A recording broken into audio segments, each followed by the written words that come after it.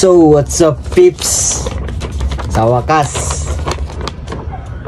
naanagay na itong grade evaluation sa first semester sa 2023-2024. So, atong nantawon ang comparison. So, let's go! Sa akong previous content, katong na ko ay 5, midterms to. Pero finals, makita ninyo niya ang akong grado. So, let's go!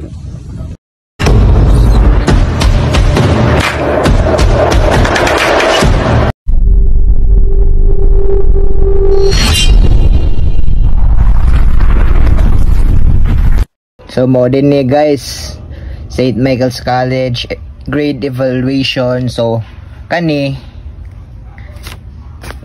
wasa na nilabot kay ato ning takpan kay second year naman ni, and muna akong grado sa una kadtong good boy pa ko. Oh, kita mog dos ana, di ba wala?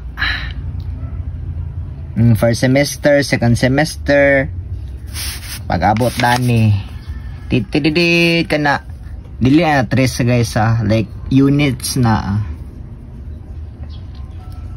titididit. First semester IFP 1, uy, $2.40. Ethics, kana ethics 2.20. Partida ako ecobricks. Phil 1, Contemporary Filipino, goods ra 1.30. Taxation, income taxation 1.70. Muna akong gingon sa inyo guys nga katong 5 ko sa midterms basic microeconomics, which is ang Eco 3 ang title good ani guys. Bang 2.40 at least waitress. HRM1 muna ako major sa last sem, human resource management 1.50 goods rin na. And PE3N, which is ang fitness, badminton 2.20. so walay tres ana guys. So it means walay dilita ka take or bagsak or balik di comparison 1.50. Uno pag-abot daraba